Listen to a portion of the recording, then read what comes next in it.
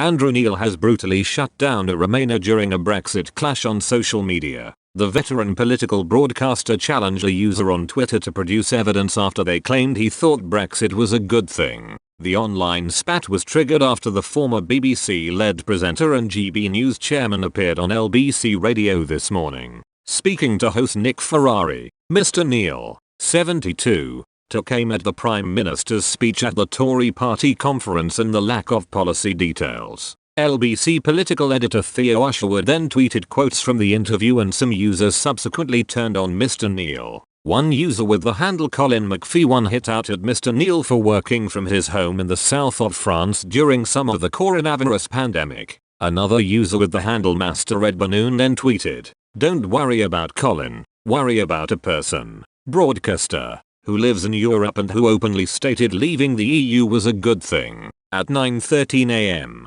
Mr. Neil issued a furious response to the user on the platform. He said, "Either produce evidence that I ever stated leaving the EU was a good thing or be blocked. You have an hour." Exactly 60 minutes later, Mr. Neil followed up his earlier post and wrote, "Time's up, blocked," on Twitter. Mr. Neil also responded to the other user and addressed his living situation with a brilliant takedown. Responding to Colin McPhee, the no-nonsense broadcaster wrote, "Where I am is none of your business, but just to make you look a total numpty, I'm in London and I did the interview from Chelsea, where it's a rather grey day but at least the rain has held off." During his appearance on LBC, he criticised Boris Johnson for his speech at the Conservative Party conference in Manchester on Wednesday. Mr. Neil insisted the Prime Minister failed to address the immediate economic and supply chain issues affecting the UK this winter. He also voiced concerns over the lack of plans in place to deal with social care.